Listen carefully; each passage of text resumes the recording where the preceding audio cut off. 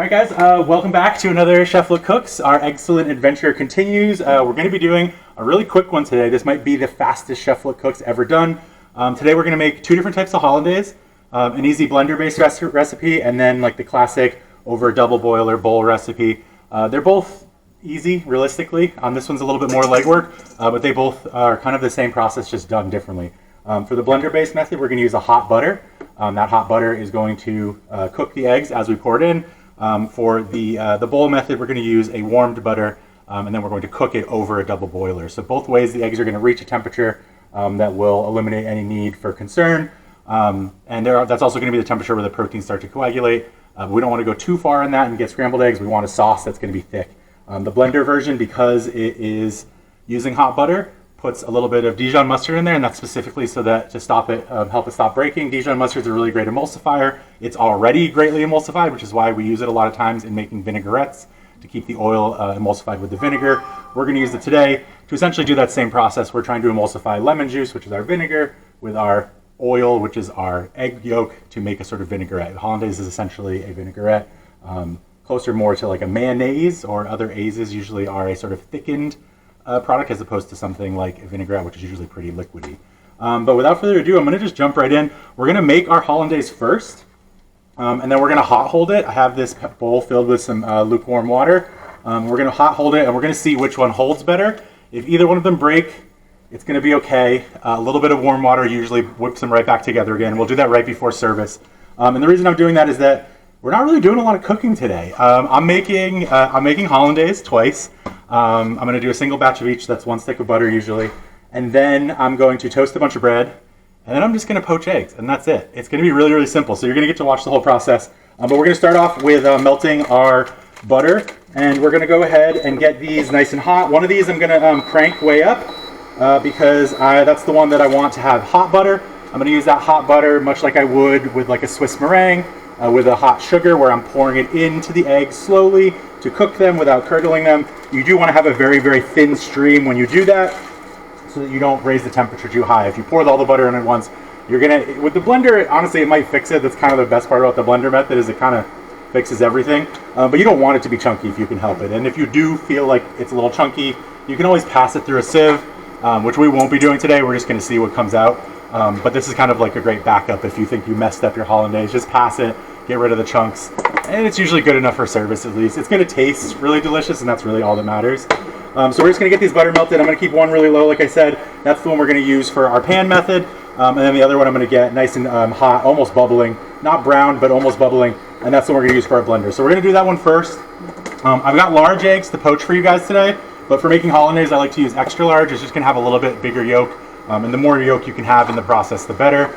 I also have two different types of toast, and just as this goes on today, I'm going to be toasting bread and bread and bread, and just trying to get a whole bunch of toast done up for us so that we have something to eat our eggs and hollandaise with. There was a moment where I was about to serve you guys just poached eggs and hollandaise, and I thought that doesn't seem very nice. And then there was bread on sale at the store, so I bought bread for everybody. I was going to buy it anyways, let's be honest, but it's even more fun when it's on sale. So I'm going to give you guys, let's see, I think 1, 2, 3, 4, 5, 6, 7, 8. There's like 15. So you'll basically get at least one piece of bread, potentially two if you want it. All right, let's go. This guy's actually too hot. Get down a little bit. We don't want to brown our butter if we can help it. It's not a bad idea to brown your butter. If you want to have like a really flavorful hollandaise, you can use brown butter. You're going to end up with, usually when you brown butter, the milk solids cook and they come out. And those milk solids are something that are going to be very helpful for emulsifying. So if you are using a brown butter, I'd probably add another sort of emulsifier, maybe like Dijon, to help make sure you have some sort of fat in there, protein fat to bind to. That's what the yolks are going to attach to. The oil in this is going to be a lot of our flavor and our texture, but those little milk solids that are sort of the white foam you see on the top, the protein in the eggs are going to sort of bind to that and help create what we're looking for. So I'm going to keep this really low now. This one's definitely the hotter side. This should be good. And I'll just crank it right once I get all my ingredients together. So we're going to go ahead and start with our blender method. And I'm going to go into the pan method. And then we're just going to start poaching like crazy. So blender method uses less yolks than the pan method. At the end of the day, you can honestly put as many yolks in here as you want to. in general, it's just going to make it richer. But this is like the sort of minimum amount that I would start with. This is like the classic recipe, essentially. If you added a yolk, I would probably want to put in a little bit more lemon juice because that's going to add a lot of fat, which is going to take away from the flavor. So it is sort of a scalable recipe, but it also doesn't have to be. If you don't like it really acidic, you can add more yolks to have more sauce without as much acidity. Or if you like it really acidic, you can add a little bit more, but I would be careful if you add too much. That can break the sauce as well because you essentially will cook the eggs with the yolk. So we're going to split some eggs. I got so much stuff out today because I'm going to be doing a lot of different random stuff. But we're going to split some eggs. There's a lot of different ways to do this. For me, I like to start by banging it on a flat surface. You get the sort of like Death Star design on the egg, which is a lot easier to get your fingers into. And then you just want to try and pass this yolk back and forth between these until you get just the yolk. We're not making a meringue or anything like that, so it's not the end of the world if I have a little bit of if a little bit of the whites get in the yolk or a little bit of yolk gets in the whites, it's not going to be the end of the world like it would if we were cooking a meringue, where that's going to potentially make it so it doesn't rise. So again, you want that little like Death Star thing. You just sort of put your fingers right in there, and you want to try and make sure you can catch that yolk. Whoop, see, you got a little bit in there. That's fine. It's not the end of the world. I'm actually not going to use this one because I want to make sure that I get all of the yolk if possible. And that was a little more than I think would have been nice. These yolks are pretty gentle. And depending on where you get your eggs, especially if you get them locally, you're likely to have a lot stronger yolk. And that's going to make this process a lot easier. Come on, buddy. Yeah, there we go. Okay, pop that in there. So usually I test a lot of my recipes beforehand, at least like mentally. But I'm not going to lie, I love poaching eggs, but I haven't made Hollandaise since I was a chef. So I'm not nervous. I'm telling you. But it's going to be really fun. And that's the best part is like everybody looks at Hollandaise and says, oh, that's so hard. I could never do it. There's no way.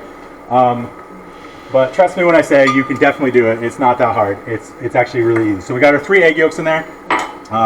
While I'm over here and my hands are dirty, I'm going to go ahead and get my 4 egg yolks for later just to have them ready. They'll also start cooling down a lot better once they get out of their shells as well and aren't as well protected. You can do this with your hands as well if you want to. It's a really great way to get rid of all that that sort of white bit. But then your hands get super dirty. You just kind of want to like hold it with your hands a little bit wide like that so that the yolk can't get through. And if you're gentle enough, it'll work like a charm. So the reason I'm keeping these whites around, that's a tiny little yolk. That's okay. This is our 4 yolk recipe, so it'll be okay. The reason I'm keeping these whites around is I'm going to poach them off later. I'm going to whisk them up and have them poached. Just, because for a little snack. No reason to get rid of them. You could, if you were, so inclined, use them to make a meringue or something like that. For me, at least, I always like to try and, put my recipes together in a way that I can use all the different pieces. Or if you're just, having breakfast, just, whisk it up and make a little omelet to go with your... Come on, buddy. Get out of there. That's not the end of the world. Pop it in there.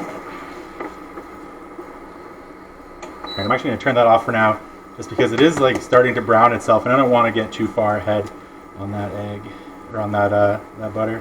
So I'm actually going to do that. I cracked off too much, so I'm going to use the hand method just to sort of show you guys what it looks like. And you just kind of lift it open until that all sort of slips through your hands, and then you've got a nice yolk.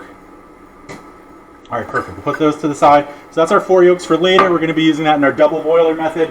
My double boiler, I did preheat the water because I didn't want you guys to have to wait for water to boil. So I'm not going to put that in there yet because I don't want it to cook while I'm doing my other method. So we're just going to keep that in there for now. And then once I have full control of it, I'll put all my ingredients together. We're going to go ahead and juice this lemon, get that ready for us as well. Probably only need 1 lemon, but I bought 2 just in case. I'm squishing this lemon down like this. This is going to break all the little cells that are in there and get it ready for juicing. Oh, it smells so good. If I was using the skin too, this would be a good idea to sort of get those juices moving. And I'm just going to go ahead and pass this right through a sieve so I don't have to deal with any of the seeds. And that's looking like I'm actually going to need both of these, so I'm happy I bought the other one.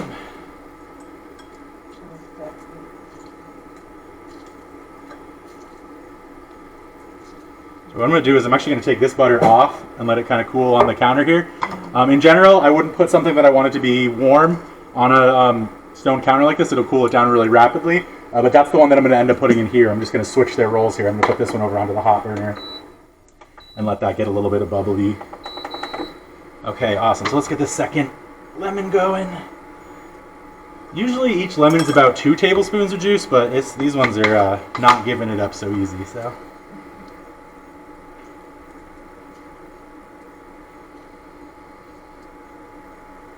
Has anybody out there poached eggs before? Okay, sweet, awesome. Did you enjoy your experience? Did you have something at the end that you liked? Yes. Yeah? Okay, good. Yeses is good. I like yeses.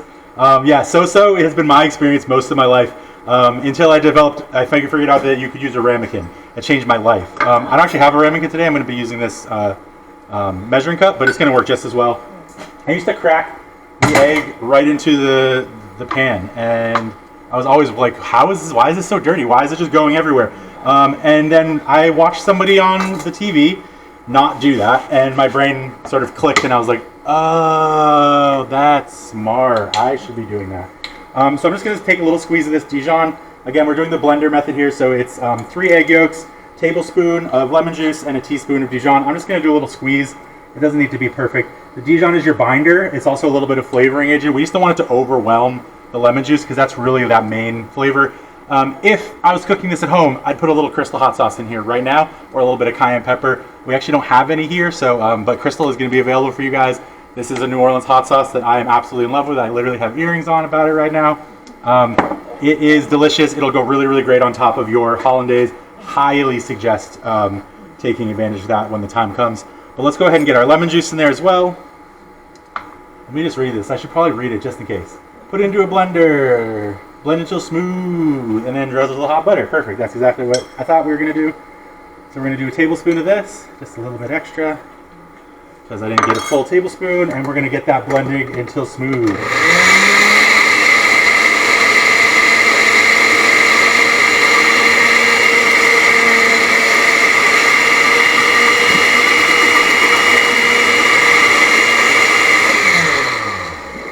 So, yes? What kind of speed for the blender? Oh, it doesn't matter. I mean, you want it like not stupid high because you don't have a lot of liquid in here. Yeah. But like medium would be fine. I actually, oh, there we go. I actually wanted this a little bit lower. This probably feels better, like a lower temperature. And I'm just trying to get this nice and frothy. And you can see it's got some nice little bubbles coming up there, and it's just like sort of this uniform, almost pale white color. Smells delicious.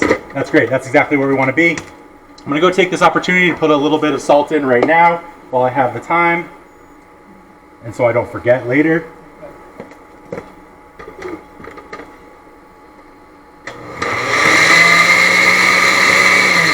And then we're going to get this butter nice and hot where it's doing that bubbles, and we're going to slowly drizzle it in, and that'll be the whole thing. What's going to happen when we start to drizzle this butter in is twofold. We're going to start to cook the eggs, which is going to cause them to start binding together with their proteins. And then once those proteins start to bind together, we're going to start trapping air in there, and it's going to start to volumize, and it's going to get a lot bigger and a lot smoother. And that's exactly what we're looking for. We're looking for it to, where did the little top go? We're looking for it to get nice and big and hold that air so that it can be smooth on top of our eggs.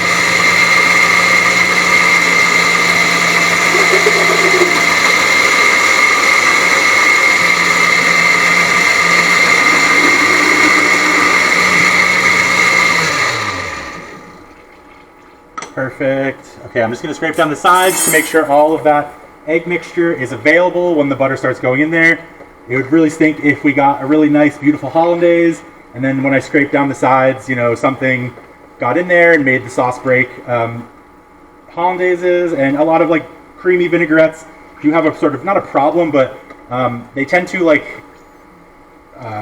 emulate sort of the things that are in there. So if it's kind of like a crystal like a sugar solution. If you're making like candy sugar, if you put something in there that's crystalline, it'll start sort of being crystalline. So if I put something in there that's broken, it might start to break. So once I scrape it down like that, that'll hopefully help us to avoid that in the future. This butter's pretty hot. I'm going to go ahead and just go for it.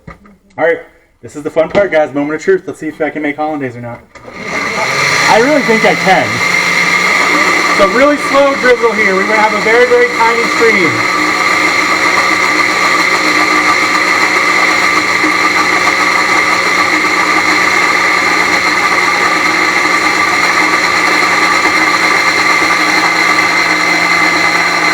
You can hear the sound change there because we're starting to get nice and thick.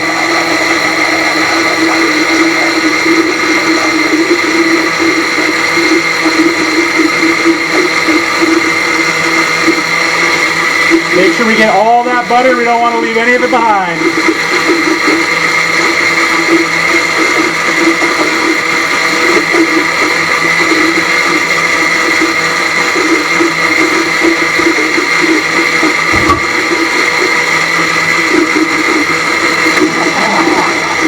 It looks like Hollandaise, guys.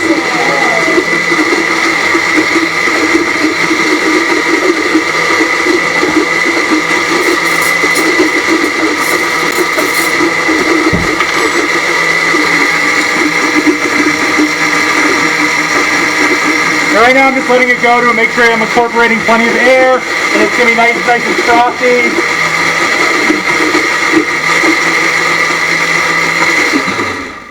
So the recipe says serve immediately, and I would highly suggest if you're doing this at home, serve immediately. But we're going to test what it's like if we hot hold this. Now this water is pretty warm. It's a little bit above room temperature. It's warm enough that it is hopefully going to keep this sauce nice and happy and together. The biggest thing that can go wrong here is that my butter can start to get cold. If my butter starts to get cold, it's going to come out of suspension, and we're not going to have Hollandaise anymore. We're going to have chunky sauce. That can be fixed usually by adding some hot water in there. That starts to melt the butter again. It re-emulsifies really fast. I'm hoping we won't have to deal with that. I was just emulsifying the stuff that was on top there. But as you can see, we have a pretty nice looking Hollandaise. It's thick. It's sort of sticking to the sides, and it's not broken. It's all together. And you're going to get that pretty much every time with this method because we're sort of cheating with the Dijon. I'm okay with cheating though, especially for a sauce like this that has notorious problems in home kitchens. So I did warm that bowl up a little bit, and I did that on purpose because again, I don't want to get my butter cold. Oh crap! I got it stuck. Whew. Got it out. So I'm going to get this in here. Now that it's got a little bit of weight, it should sit a little bit better in here. And I'm going to go ahead and just try and scrape the rest of this out. This is the only real problem with doing a Hollandaise recipe in the blender is that it's like impossible to get it all out because blenders are notorious for sort of keeping things in there. God, this smells so good. And I haven't tasted this yet. I'm going to taste it after we hot hold it because if I do need to re-season it or anything like that, I want to make sure that I can, I can season it and re-incorporate it all at the same time. But this looks like really good, like really, really good. I am anticipating this is not going to have any troubles staying together. So that's really nice. I wish I could get this all out. Again, this is usually when I'm doing a blender Hollandaise, I won't do a blender unless I'm doing like a triple or quadruple batch for this very reason. Because a single, you lose like 1/10 of the batch right in the bottom. But we're going to do our best. Maybe I'll pass this around. You guys can put a spoon in there and make sure none of this goes to waste. But again, like I said, this looks perfect. I'm really, really excited about this. Another reason why I did this one first is this kind of gives us an idea of what we're looking for when we do our next method. If it doesn't start to look like this, we're not doing it right, and we should probably try again. But I'm hoping that we're going to have great success with that method. I do like that method because you don't usually end up wasting any Hollandaise, but also you have full control over how thick you want it to be with the blender. Sometimes it can kind of get away from you, and all of a sudden your sauce that you thought was going to be a certain consistency becomes almost more like a mayonnaise, which honestly nothing wrong with that. Hot eggs are going to fix that problem in no time. So before we do another one, I'm just going to get this pan cleaned out, put some water in there and start heating it up. This is what we're going to use to poach our eggs. I'm hoping I can fit 3 in here. We'll see. I might end up with just 2. But I really like these pans. I have a cast iron that I have used in the past as well, but I feel like this is going to be a better solution. There's a little bit of butter in that water. It's not going to be a problem. We're already eating butter, so it's not a big thing. A lot of people tell you to put vinegar in your water, and you can do that. It will technically make the protein set a little bit better, but I don't know. I don't mind vinegar. I love it, in fact, but I don't think I really necessarily need it in my poached eggs. And it feels like a waste of vinegar because when I'm done, I'm just tossing it away. And I know vinegar is cheap, but my brain doesn't like to get along with that one. So I never put vinegar in my water when I'm poaching. I just like to use right temperature, really, really gentle. And then when we actually put the egg in there, we're gonna be really, really careful to make sure it is set before we do anything with it. So if you did use vinegar, would it be white? Yeah, white vinegar. Anything, the most neutral flavor you can find, basically. And I'm gonna bring this water to a boil, and then we'll turn it down to set it to a temperature we like. So I'm just testing this. This is nice and warm. This is great. So I'm going to start with my lemon juice because that's my the thing that I'm least worried about in this recipe. And then we're going to go for our eggs. And again, it's a glass bowl. Aluminum will work fine. The biggest thing they're worried about here is a little bit of like reaction with the acid, but it's not going to be a problem. It's also a little bit better insulated, so it helps. But I'm using metal because I know I'm going to be hot holding this, so I want to make sure I have really good heat transfer between this warm water and the bowl later. With glass, there's a chance the glass will start to get cold and the water won't really affect it as well. So I'm doing this specifically because I'm hot holding. Glass is going to be your best if you're doing it at home because you have better temperature control. The hot water, I have hot water below this, which is making my bowl hot, and then that hot bowl is making the eggs hot, which then gets me a cooked product. You have that on heat? Yeah, I have this on probably like medium. The water below it I brought to a boil earlier, so it's pretty close to a boil right now, and I just want to keep its temperature because I'm going to be sort of stealing heat from it right now as we make this recipe. And I'm just double checking my recipe because, like, again, I haven't done this in a while, and I know in my head how to do it, but I don't want to fail. You know, nobody likes to fail making hollandaise. We got extra eggs though, just in case, or if we need extra hollandaise. So bowl over water, double boiler, which is what we're doing. We got the eggs, and then the melted butter. And that's it. Yeah, beautiful.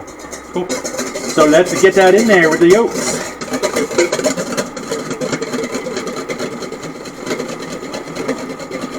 So you pretty much never want to stop on this one. You just want to go, go, go, go, go, go, go, go, go. If you stop, you could run into problems. It's already starting to get thick, which is great. Now, I'm taking this up right now because I don't want my bowl to get too hot. I really, really don't want to cook them. That's looking good. I'm not seeing any chunks form. If I saw even a single chunk form, I take it off again and keep stirring, lower that temperature. But things seem to be doing pretty well. I'm feeling good. And so right now we're just incorporating air into this mixture. We're going to whisk it until it about doubles in size. We're going to pour that butter in much like we did before, nice thin stream. And then we're going to whisk it again until it doubles in size, or until it looks a little bit something like our other one. This is already looking beautiful. That nice pale color is because of the yolks we had. Depending on where you get your chickens from, this is going to be any different number of shades, from this shade to like a dark, deep orange. Don't worry too much about the color. It's texture really that you're looking for here. Because again, the color is going to be fully determined by what kind of eggs you have. Whoa, making a mess. So this is a lot like making whipped cream or a meringue, except we're doing it hot. If we were making Italian meringue, I believe is the one where you cook the eggs before. We'd be doing this with egg whites at the moment, but we're doing it with egg yolks. Very, very similar process. I can't recommend enough making like a mousse or something to go with this. Like nothing better than poached eggs and the chocolate mousse. But just so you have something to do with the whites, you know? So this is looking pretty good. I think I'm going to start putting my butter in. It's frothy at the edges. It's a little bit thicker than it used to be. I can tell that it's thicker because it's easier to stir. I'm getting more purchase with my thing. And again, this is a single batch. The reason they do a single batch is because it's one stick of butter, and this is more hollandaise than any 10 people should ever probably eat all at once. But I really like hollandaise, and I also don't like wasting things, so I usually will make a double or triple batch when I do make hollandaise. You can store it in the fridge.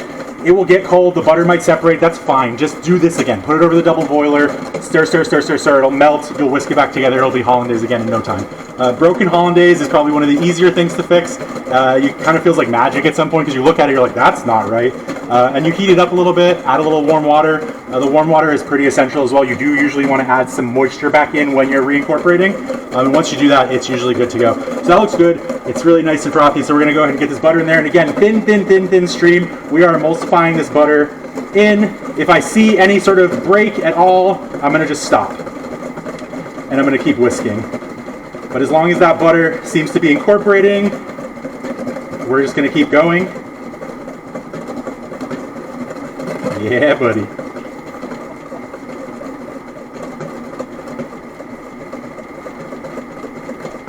And as it starts to get thicker, as it starts to emulsify, I can be a little bit more bold with my butter. It's sort of proven that it can take it. And as you can see, this is starting to look like the other one already, which is great. That's exactly what we want. And you can tell why they invented the blender method at this point, obviously. For those of you, it's like you don't really necessarily want to be doing this all the time, but you're going to get a chance to sort of taste them next to each other. it's essentially the same product at the end. You're really barely going to notice the difference. The only thing that you really have in the other one is that Dijon mustard flavor, which a lot of people think really adds to the process. And it's not required. You don't have to put Dijon mustard in the blender method if you don't want to. It basically guarantees success and stability. Putting that in there means that's going to last for a lot longer without having to worry about anything. This is turning out really well. I'm pretty happy with this. It just looks so good. Come on, buddy, let's go.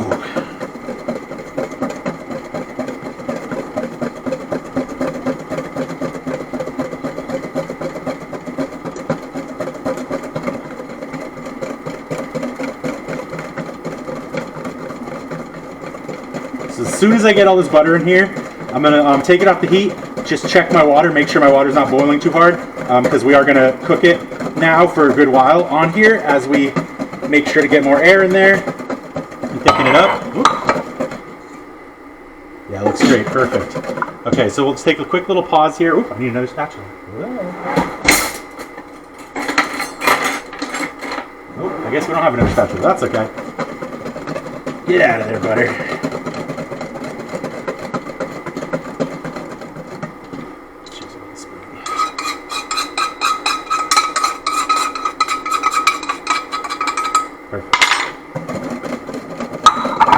Alright, so now we just finished whisking this off. We really just want it to look pretty close to what we have in the other one. I'm looking close at this. Doesn't seem to be any lumps in it, which is good. That's what we're looking for. Make sure I scrape those sides, get everything in there.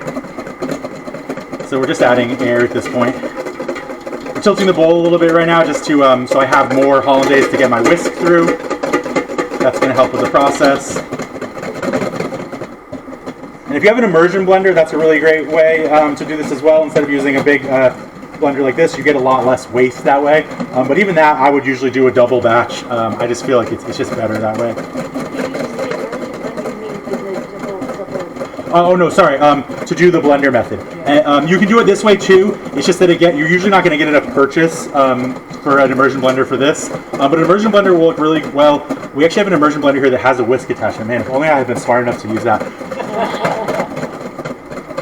Oh, I thought you had a question. No, just with the whisk. Oh yeah, yeah. Anything you can do to make whisking easier. This is like the task that in professional kitchens we give to our prep cooks or our stages, the people who are there like just practicing or just came out of culinary school. Just tell them to go make like 20 quarts of whipped cream, and then when they come back like bulky, you know, they can beat us up. That's when we start, you know, okay, you can come in now. You're part of the crew. Okay, sweet. So it's just about there. It's starting to stick to the sides and not like immediately come right back down, which is what I like. I don't want to go too far beyond this or I'll end up with something that's too thick, because we do want this to eventually sort of melt over our eggs. That looks pretty good. I'm going to go ahead and hit it with a little bit of salt. Where did I put the salt? Haha. And this is just what we have on hand. I'd usually use a sea salt or something like that. When you say a little bit of salt, when you put it in your hand, what does that mean? That was about a teaspoon, I would say. This is really, really fatty. It's also our only flavoring that we're going to be adding. We're not salting poached eggs usually. That's not.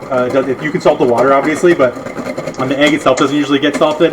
And so this is going to be our main flavoring agent, and so I want to make sure it's pretty well seasoned. I'm going to go ahead and take this off. That looks pretty good. I'm happy with that. I think we're going to call that. I could probably whip it more, but I just don't think it's necessary at this point. Again, we'll give this a chance to sit for a bit, hot hold. We'll see how it looks when we're done, and if we need to, we'll pop it back on here and we'll bring it back together. But I'm hoping that we don't have to deal with that. I didn't start making toast, guys. I was supposed to be making toast this whole time. That's okay, though. We'll have plenty of time while we cook these eggs.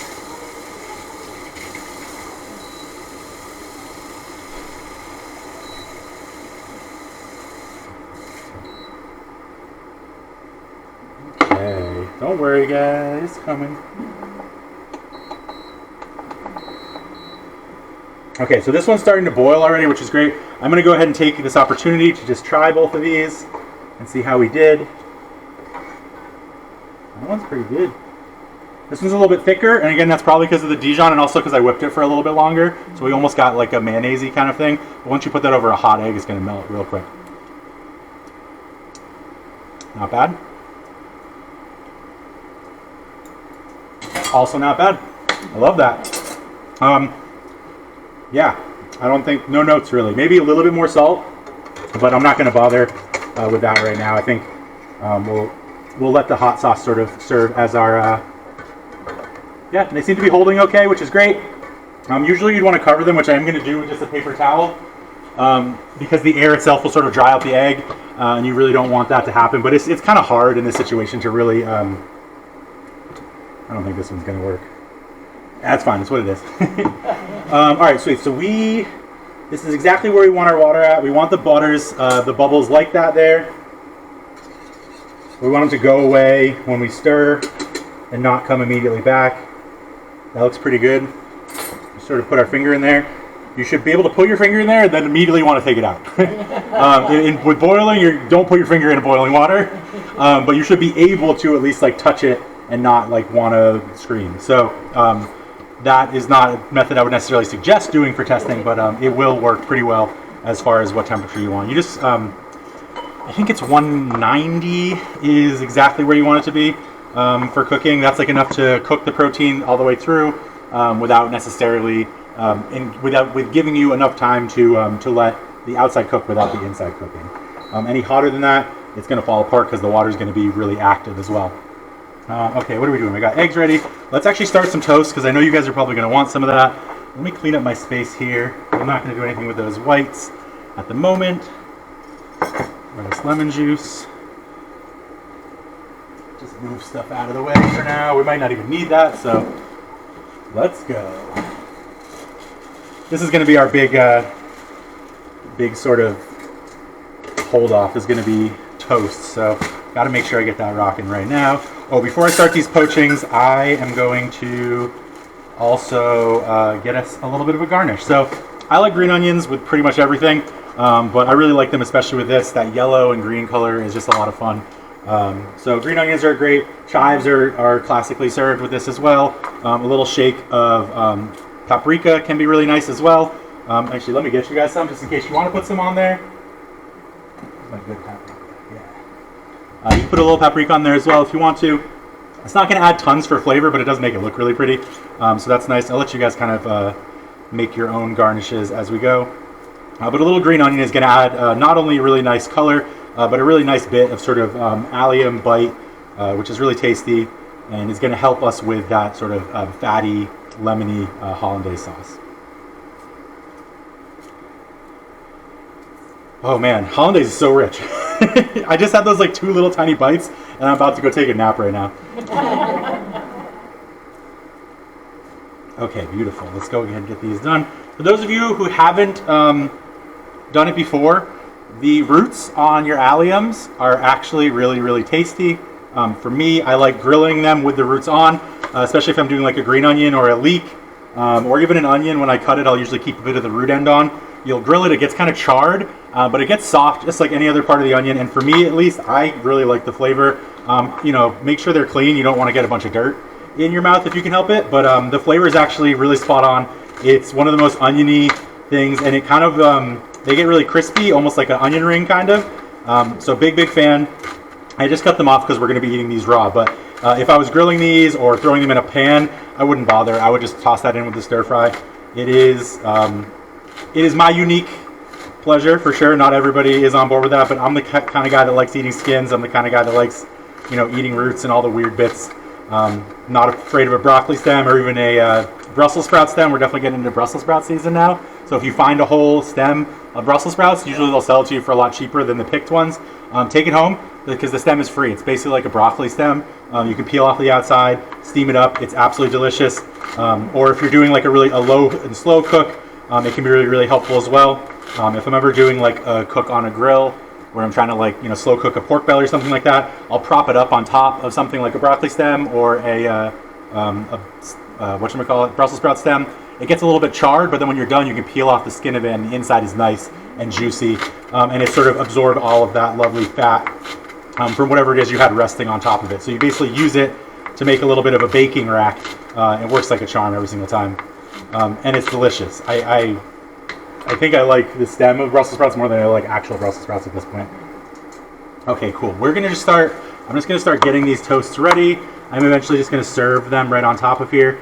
When the time comes to pick yours, the two options for toast are whole wheat sandwich bread and 5-grain, I believe, from Iggy's.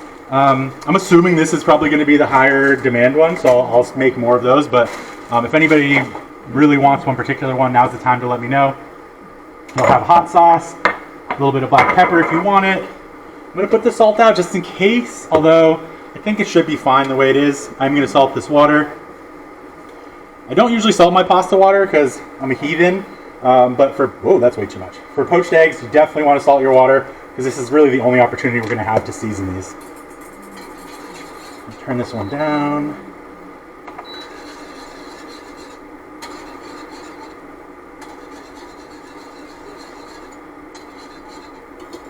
Nice. Got some slotted spoons. Slotted spoons are going to be really helpful here as well. These are going to let the water drain out. I like to use two. I'll use one to take it out, then I'll pass it to the other one. That'll make sure I get all the water out. Usually if you try and pour it off of this one, there's like a little water in there. But if you pass it, the second one will make sure you get all the water that's sort of hidden underneath, and then I'll put it on the plate. Water is good for bringing your sauce back together, but not so great when you're putting it on your dish. You really don't want water on your poached eggs if you can help it. A lot of chefs in commercial kitchens will take their eggs and they'll put them on like just a bit of paper towel or something like that. But you know, for ease of use here, I'm just going to go directly to you guys. Put a little spoon in there so you don't have to use your hands. And I'm just going to get everything together now and get ready to rock. Fun. Okay, so a bunch of eggs. We're about to make all 24 of these right now. It's going to be glorious. We've got our ramekin. I'm just using a cup measure. I think that'll work pretty good. And we'll sort of go through the method. I just want to make sure these are hot. They both seem hot. You got some steam coming off them. That's a great sign as well to know that you're ready. So let's see what happens. All right, so we're going to crack this boy into our ramekin. Make sure we get everything. There is a method that I'm going to tell you, but I will never do because I hate waste, where you take this and you put it through a fine sieve. So that sieve we used earlier for the lemon juice, for instance, you crack the egg into here, let it drain for about a minute. And what will happen is there's sort of a looser egg white that is in with the normal egg white, the sort of like solid one that surrounds the yolk. It's kind of like the extra liquids in the egg.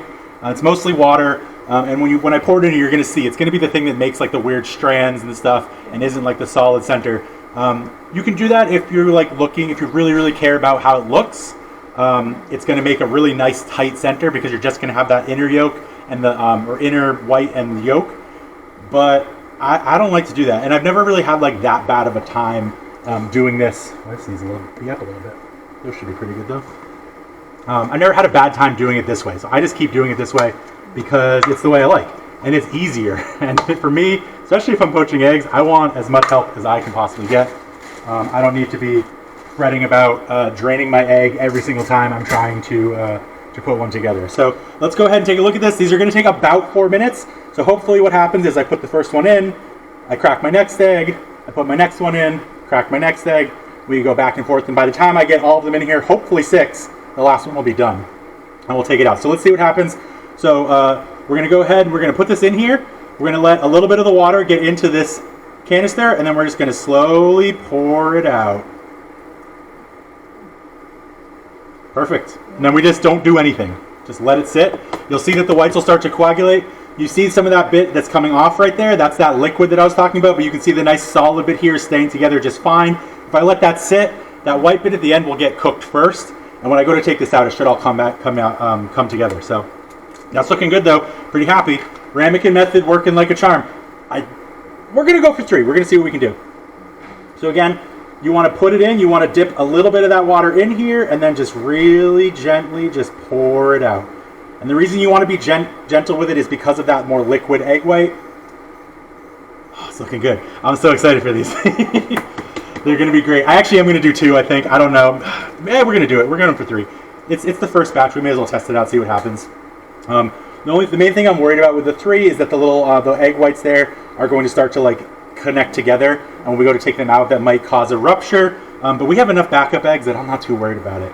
Worst case scenario, I have to like get new water.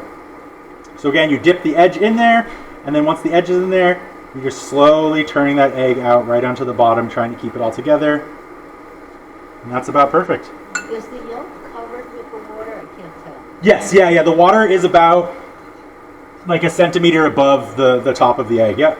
And I'm going to turn these both up just a little bit. I think that I had a pretty good temperature drop over here. I don't know if you noticed that last egg spread out a lot more than the other two. Yes. You definitely want to start with room temperature. Yeah, and I will say these eggs are colder than they probably should be, but you know, I started setting up room temperature eggs is going to make this job a lot easier.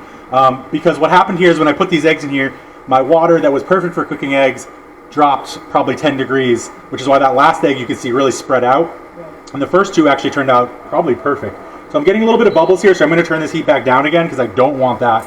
And before I start the second round, I'm going to just get in there with my spoon and kind of separate these and make sure that they are going to be easy enough to take out. I'm just going to take this little bit of egg. This one might be a lost cause, honestly. Yeah. We knew we were testing him, though, so that's okay.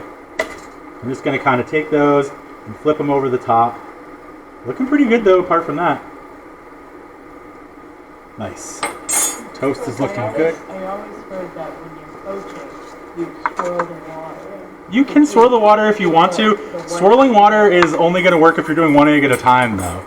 At least in my experience, because you're going to get a swirl in the middle, you're going to put your egg in there, and then the egg's going to be in the middle, and then what are you going to do, you know? Swirling water works really well, though. It does. You know, these pans are actually probably perfect for making just one, but I like the ramekin method better. You can be a little more direct. I mean, the first one we put in there is, in my opinion, almost perfect. And I think that is, you know, like I said, we got that temperature drop, and I think that really started to sort of affect our cooking process. So I'm going to learn from my mistakes. I'm only going to do 2 in this next one, but I had to try 3 just to see what happens, you know? Are they sitting on the pan at the bottom? Are they touching the bottom? Yes, they are.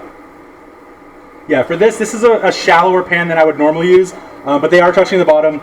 What will happen is once they start to get fully cooked, they'll float a little bit more, and they'll be easy to take off. Non-stick pan is definitely useful for that, or a nice deep one is going to give you a lot better results. So again, we're going in there, nice little pour. Try and keep it all together in one piece. Oh, that one's going to be good. I actually kind of like this better. When I'm doing a ramekin, I'm like trying to keep my hands out of the water, but measuring cup's where it's at, guys. This is the new method for sure. You can almost sort of see, when you start to pour, you can like see the yellow of the yolk, or the white rather, coming out, that thicker white. It almost looks like you're pouring oil in there. Yeah, question. What size cup are you using? This is a third cup actually, but I think anything like half cup, third cup, quarter cup might be too small, but this, and you can see this water is probably a little bit cooler. Again, you got that sort of spread out, and that's what you're going to avoid when you use the strainer. If you strain off, you're not going to get that spread, but you're also just going to have less egg, which I don't know if you guys can see it. I'm going to go ahead and move this just so you can maybe. There's sort of like a yellow bit around the yolk. That's that thicker yolk. That's what you know you're usually only cooking if you're doing this really like professionally. But we want to cook the whole egg. We don't need to bother with that. So I'm going to try and just like bring this piece in here on top of my other yolk so it sort of stays together. That should be pretty good. And let's take a peek at this first one. This first one might be almost done. Come on, buddy. He looks pretty done to me. I'm going to give him just a little bit more time. Yolk is still pretty jiggly, which is what we want anyways. But now that I've got him freed, I'm going to go ahead and free his companions. Get over there. Just keep it to being hot, not simmering. Yeah, exactly. You just want it to be hot. You want it to be steaming like this, but you don't want any bubbles at all if you can help it. Go ahead and get under that guy. Perfect. Get him nice and free. And when I'm freeing these from the bottom like this, that's going to help the hot water get underneath and finish cooking on the yolk. The yolk is going to have really nice protection from that white and is going to have a hard time coming to temperature. That's why we poach like this, so we can get a really nice cooked white without really touching the yolk. But I still want the bottom of it to come together, so that's why I'm doing that. Beautiful. We are close here, guys. Wow. Chef, the thing about the heat under that pan, where would you say you are with it? Like if you have electric stove? I'm on, right here I'm on 3 of 8, and over here I'm on 4 of 5. I would say medium, like straight medium is probably where I would go. I mean, this one's just starting to boil now, so I just turned that down. I'm going to free these guys as well. Oh, these are gonna be so good, guys. Again, they're not gonna be the most pretty ones you're ever gonna have because we didn't strain them, but they're gonna taste really good. All right, so let's start getting these out of here. Let me bake some more toast. Is everybody mainly thinking they're gonna want Iggy's? Yeah. Yeah, okay, cool. I'm gonna start with Iggy's. I'm sorry if you don't get a piece of Iggy's. If anybody wants to sacrifice themselves, now's the time. I've got 2 right here for first batch that we're gonna go ahead and plate right now. So let's go ahead and get these out of here. I know this one's done, it was already almost done before. So we're gonna go ahead and drain as much of that water out of there as possible. Transfer it to my other spoon to make sure we get the rest. And then go right on top of our toast here. And I did overcook that first one. Not overcooked, like it's still going to be pretty runny. But as far as like a poached egg, it's probably more poached than it should be. So if you like a little bit better, that's almost probably like an over medium. Whoops, Snoopy. And this last one out is going to be probably the rawest of these. Raw is not the right word, the least cooked. I'm going to go ahead and put that one on some of this. Perfect. So these little bits of egg in here, that's all just because we didn't use that method. And that happens. It's not the end of the world. Next month, we're going to actually be trying to do this on purpose. So it'll be kind of fun. But you can just sort of use your slotted spoon, take them out. Or if you want to, just put them to the side and eat them. It's not going to be the end of the world to do that. You can leave them in the pan. It's not the end of the world. So those are going to be pretty well cooked by the end. And what will happen is as you put more eggs in there, those eggs will start to sort of incorporate them into it. Which isn't the end of the world if you're like eating with friends. In a professional restaurant, you're going to be having to change your water pretty regularly, and that you want to avoid that as much as possible if you can. Which is why they usually will do strainer method there.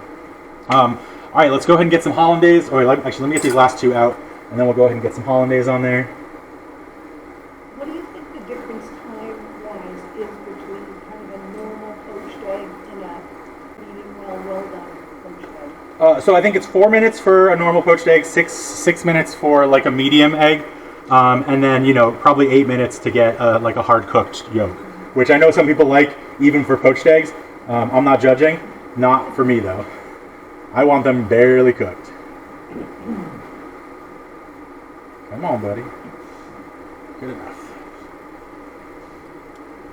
Heat off there. All right, great. So we'll go ahead and get some hollandaise on these, and then the first 5 of you who are up for eating can come on up. This is going to be literally the fastest chef look cook we've ever done.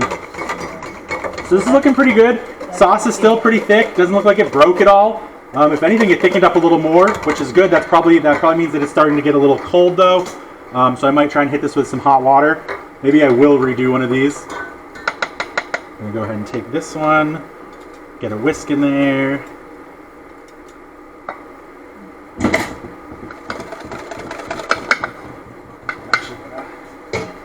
Bringing this one over to my hot water from earlier, just to make sure it's nice and warm. Yeah, there we go. It was just getting a little more solid than I would have liked. And we'll pop that. You're sitting in your hot water. Yeah, exactly. Well, this is like room temperature water, and that's kind of the problem. Not a problem, but okay. So we're going to give you both of these. One of them is blender method. One of them is going to be that method from the pan. I'm just doing a little bit so you guys can kind of get a taste of it. I want to make sure I have enough too. I probably should have just done a double batch of both of these, but it just felt weird doing 4 sticks of butter for 24 people. Maybe I shouldn't feel weird about that. That's probably normal, honestly. All right, don't you fall over, buddy. Let's see, how's that going to sit? That sits good, great. So the thicker one is going to be the one that we did in the blender, and then this thinner one is going to be the one that we did in the pan.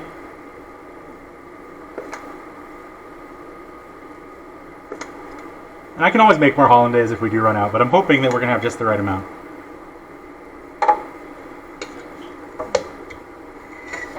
Great. So yeah, there you go, guys.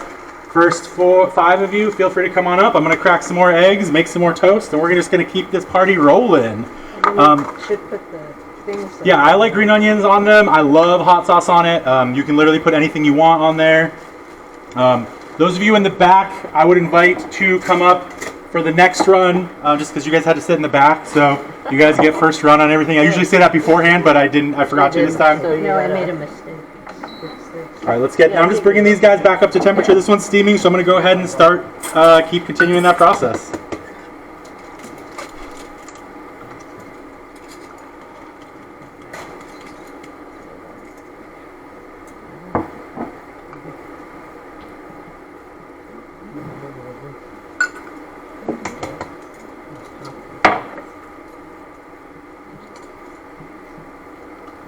Whoops.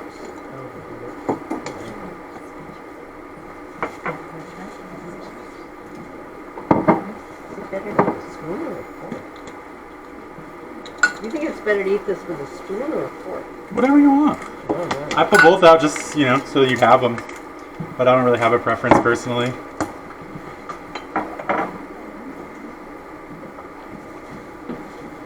This one is the more set or this one? This is the lesser set, I believe, from what I remember. And I can always cook you a more set one if you want to wait too. That is very much within my control. Since you're putting salt in the sauce anyway, does it matter if you use salted or unsalted butter? It does not matter. Okay.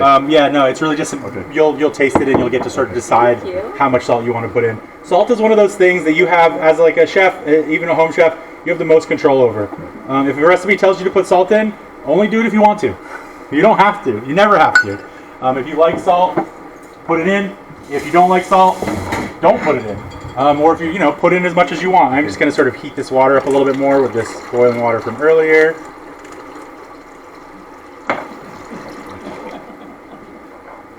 So I'm getting a little bit of motion over here. I'm going to go ahead and just add a little bit of water to my pans as they're starting to get a little bit low on me. Chris, it's really, really good.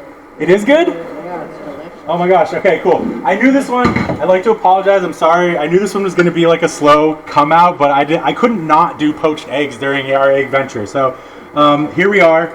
I thought I was going to be able to fit 3 in here, which I think would have changed the dynamic a little bit. It looks like my yolk actually broke over here. So if anybody wants a fully cooked yolk, I'm going to make sure that one's fully cooked. Does anybody want? Okay, great. You're going to be next on the batch, on the chart for that then. We're going fully cooked yolk for you. And then that hot sauce is amazing.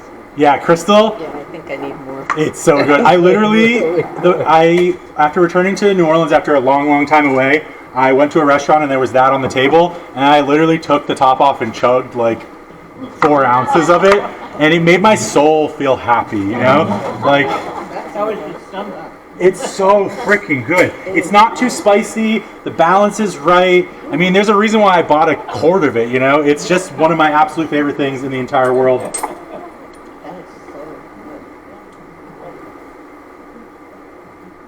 So these are really nice pans because the bottom is non-stick, but they're stoneware, so they don't like chip. You can use metal utensils on them. I really like them a lot. They're made in China. They're nothing expensive or anything like that. But they're made right. I really like that. The new techniques we have nowadays, Teflon is kind of a thing of the past. But it's really nice. The reason I'm talking about the non-stick is because I'm using a shallower pan, I don't have as much give. So taking them off the bottom when the time eventually comes is a lot easier, which is nice.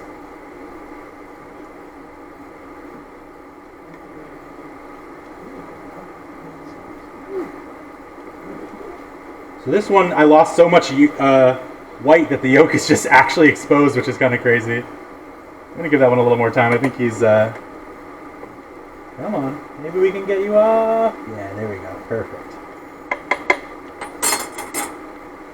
I'll put you up one more. Get my next egg ready. And I think if I had taken these eggs out of the fridge half an hour earlier, we'd be like 4 more eggs. Like, we'd be on the next batch already. You definitely made a mistake in not bringing these more to room temperature. It even says right in the recipe, but I'm pretty notorious for not following my own recipes. So, and sometimes you don't know you want poached eggs, and so you're like, I'm going to do it right now.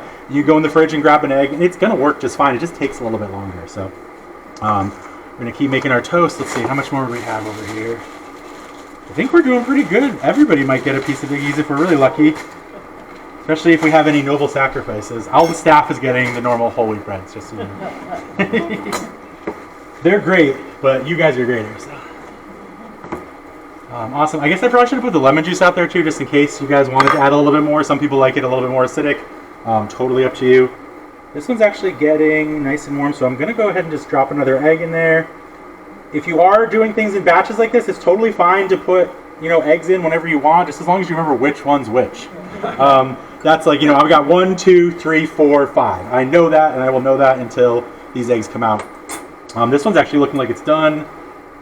Let's see, this is the one where we wanted it full solid though, so let's just take a quick peek on that. Yeah, that's ready to go. Our well-cooked egg person is going to be next up. Go ahead and grab a little bit of this hollandaise. I knew this was going to be difficult when I was planning it out, but I'm just happy I have long arms. Because this is silly. It smells good up here. Yeah, it does. Oh my god, no! It's okay. So that one's going to be yours. Got a little bit of water in there, but that's okay. We'll just take it out. Like I said earlier, water's not going to hurt the process. It's just going to, it's actually going to help me sort of thin this out a little bit.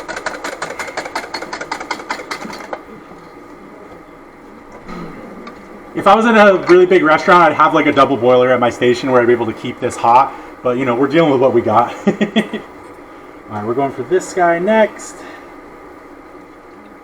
Skip, were you looking for a more well-done egg, or? No, that's okay. This one's good? Okay, great. I've never had this with Hollandaise on it. Oh, amazing. Well, I'm happy to be your first go. Yeah. This is a real treat for me. Thanks. Happy to be able to provide. Okay. What's that? I thought that bowl was in danger. Yeah, it is. I'm actually going to take the whisks out because I feel pretty confident that these aren't going to break. And I'm just going to keep the spoons in, which should give us a little bit more leeway on the weight distribution there. There you go, Skip. Okay. Oh, we got some more toast. This is right. Now I feel like I'm back on the line. I got my flow coming. Let's go. That's the problem, you don't do like production baking or production cooking for a while, and you just get out of practice. But it doesn't take too much time to get right back in there. Chris, Yes. picture you have some green stuff. Is that arugula? The picture is just a stock image that we use.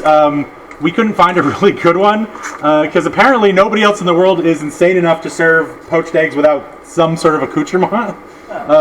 So that we just grabbed that one because it was available.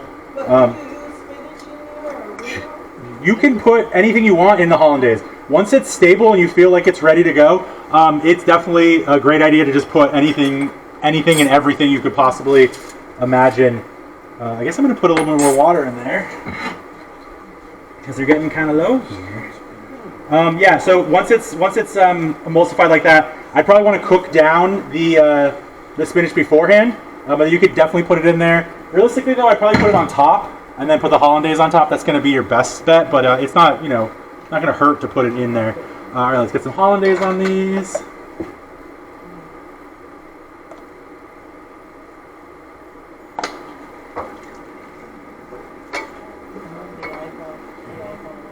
This is going to be really fun to watch on YouTube later. Whoops, put a little too much on that one. Just me going back and forth to these bowls over and over again. All right, let's get some more eggs cracking. Could you tell the difference between the two sauces? Yeah, oh yeah. Well, the small bowl for one, but the one that I made in the pan. No, I mean the flavor. Oh, no, actually, they tasted the exact same to me. I couldn't tell. Yep, yeah, I couldn't either. The Dijon did not pop out for me at all. I couldn't tell, which is good. I'm a big fan of that. That is exactly what we're looking for. We're looking for, I basically wanted you guys to feel comfortable using the quote-unquote cheat method because it doesn't really make it doesn't make a product that's any worse. It makes the exact same product basically, which is amazing. It's a little bit thicker, you'll notice, and that's mainly because we had more manpower in the machine than in my arm. I could have easily attained that texture, but I actually like my hollandaise a little bit looser, so that's part of why I stopped. So the one, the paler one is going to be the blender one, and then the more liquid one that is kind of melted off. Is this one here? Yep, correct. Okay, great, thanks. So if you use the immersion blender, right? Yep. So you just use a plastic bowl or a glass? Yeah, usually you'd want to use like a highball glass would be really, really good because then you want to have as little surface area on the bottom as possible so that you get a higher amount of liquid to make contact, basically. You want to have as much contact with the blender as possible. So if you have a big wide bowl, it's not going to be high enough for the blender to work properly. So you want like your mixture to start pretty high when you put the blender in there so that you get really good emulsion. If it's not working right, then you're going to have problems in the end. So this water's getting a little bit hotter too. I did just turn it up because I'm moving a little bit faster now, so I don't have to worry about it coming to a boil necessarily. And I think I'm at a place where I wanted to be at the start. Got in that groove. Okay, cool. So let's see, where are we at? We got eggs in there. I just put those ones in. This one's probably almost done. So let's go ahead and give that a little check. Yeah, that looks perfect. That's probably one of the better ones we've done so far. I'll take applauses if you want. I'm joking. Oh, thanks, oh, thanks, oh, thanks. You didn't have to appease me. I was just joking. It's good for the YouTube. Yeah, but Yeah. The eggs really appreciated, honestly, you know? Yeah, that one does look great. Yeah, I'm like really, really happy with that one. And that's the one we put in when the other ones were already in there. So, you know, as you can tell, it's really like, it's not the end of the world to just sort of, you know, just keep putting eggs in there. You can really just shove them in. Is there anybody else that wanted a well-cooked yolk? Okay, cool. I've got, oh great, perfect. I've got another one that broke, so this one will cook really, really well. When the eggs yolks break, that's actually good for you, because what's going to happen is once you put them in here, they're going to start to spread out with the whites. They're going to cook a lot faster. So if you want a poached egg with a well-cooked yolk, don't be afraid to, once you get it in there, just give it a little poke, in the cup rather. Give it a little poke. Don't like whisk it or anything like that, but you want to break that yolk so it'll spread out more with the whites, and that'll give you a much faster cook time. That way you don't have to overcook the whites to get the yolk where you want it to be.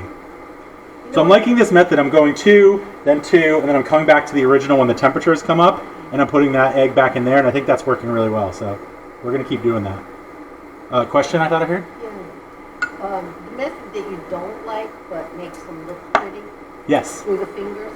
Through the fine mesh sieve. Yep. Oh no, through the sieve. Yeah. So that sieve we used to get the seeds out of our lemon juice earlier.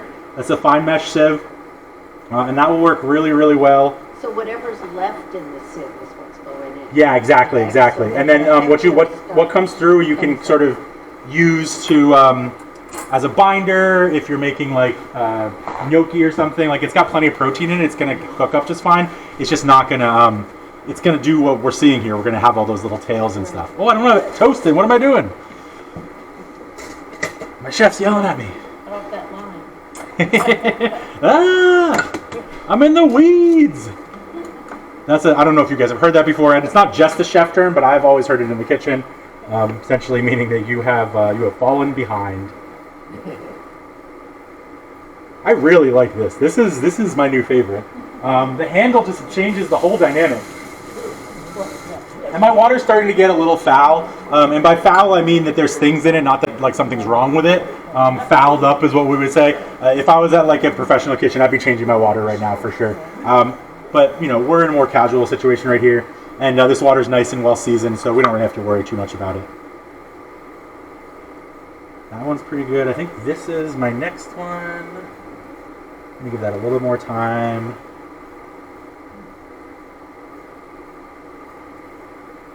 Cool. I think when that toast pops, I'm going to take the rest of these out. Who has not had an egg yet? Perfect. 1, 2, 3, 4, 5, 6, 7, 8, 9. 3 of those are well done, correct? Cool. Oh, that's fine. Okay, cool. So that's great. So we're close. We got 8 more left, or rather 9 eggs. 2 of them well done. Perfect. 1, 2, 3, 4, 5, 6.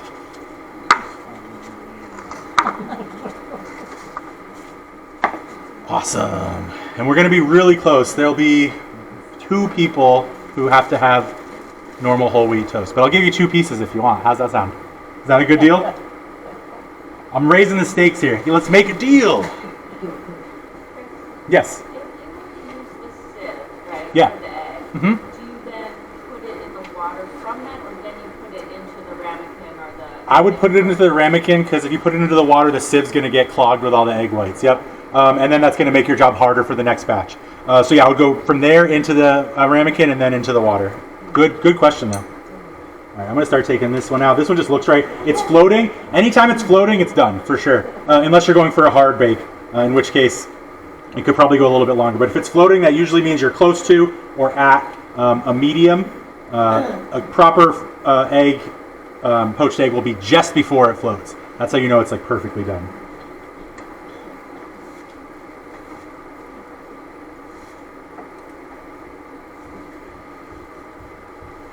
Let's go. I'm so excited about this, guys. This turned out so well. I'm not gonna lie, I wasn't like stressed. I don't usually get stressed about cooking, but I was definitely like, I really hope this goes okay. Making hollandaise is not like the easiest thing in the world, and poaching eggs is not the easiest thing in the world, but it is easy, and it's a lot easier when you're only cooking like 4 or 5. It gets really complicated when we start trying to do 24, you know, on a time limit. But that's okay. I like doing things on a time limit. It makes things fun. I have another question. Yeah, of course. Because I'm new to the immersion blender. Like Sure. But when you do that, you know how they have all these settings. What setting would you use on the immersion blender? High. High. What is that? There was something in there with that egg, but we got it out. We're good. So I'm just moving these over here. This is going to be my well done batch, and I'm going to start some freshies over there. There's 2 eggs ready to go up here for anybody who wants to get in there. These are normal cooked though. These are probably like over medium-ish to the inside.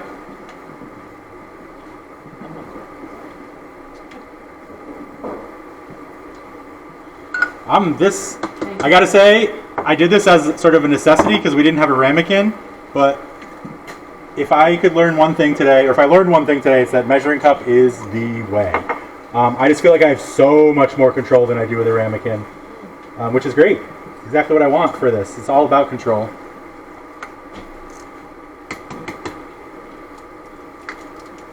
So with these well done eggs, I am letting this get almost close to a boil because I do want that temperature to get higher, so I can actually finish cooking that yolk. If you leave it at that like 180, 190, it's gonna the yolk will cook, but it'll just take a while because it's really fat filled. It doesn't really want to cook. All right, cool. Oof. Did you find this out here somewhere? Yeah, I found that at Kronig's, though I don't know if they still have it anymore.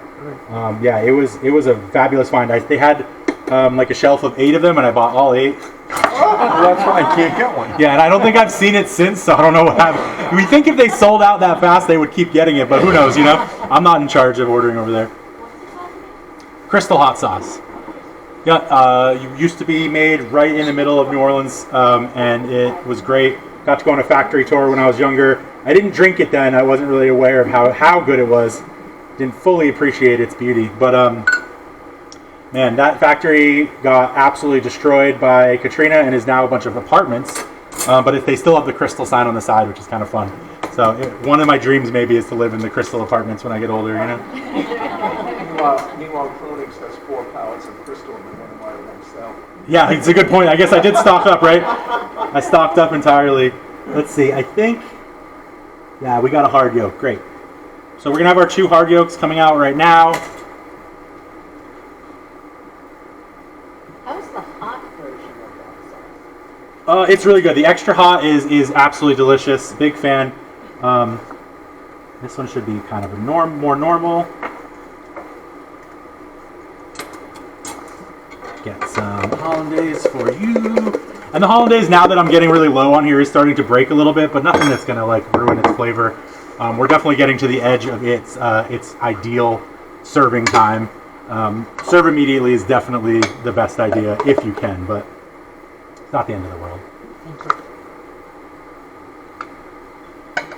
Okay, awesome. Let's rock. Those are my 3. This is the hard one? Correct. This is the hard one. And this one's more of a medium. I did let those go a little bit longer. If anybody wants super runny, that's going to be the next batch. Will be like a classic, more normal egg poacher.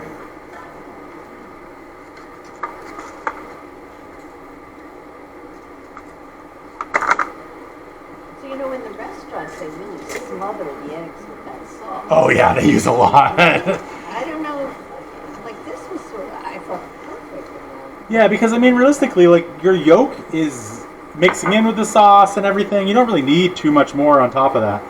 Yeah. But you know, it's when you're selling, you know, an egg and some sauce for, you know, $20. Usually, they want to make it look like it's worth it, you know.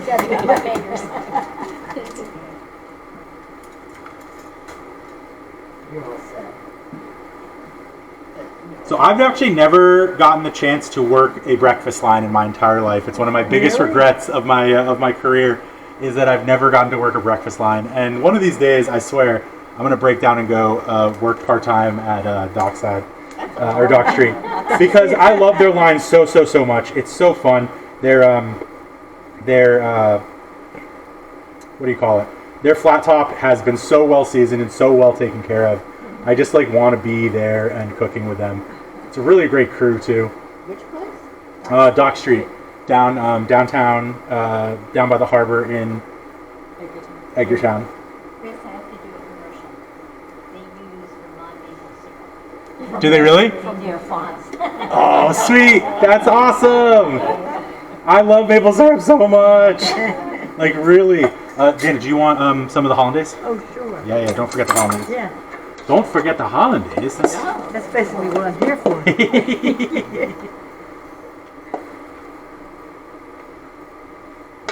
Ooh, perfect. Had almost just exactly the right Just amount. did it.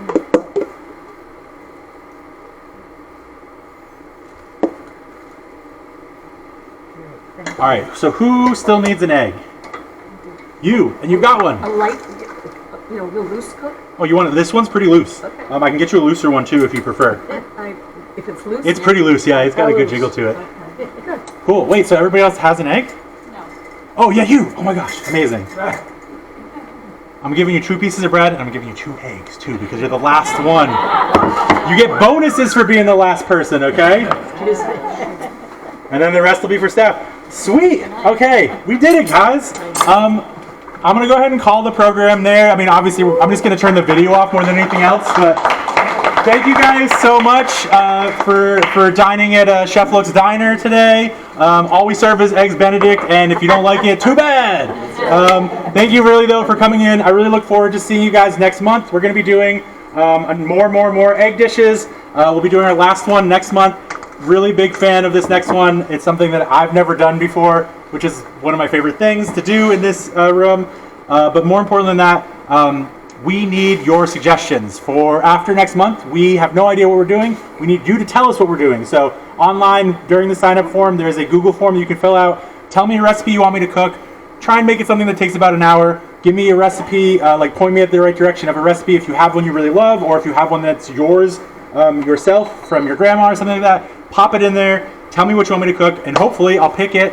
I think I only have 2 suggestions so far, and I need 5. So bring it on. I would love to hear from you, and I would love to cook your favorite dish because we got to sort of entertain me before summer started with all my favorite dishes. I want to hear what you guys like to eat.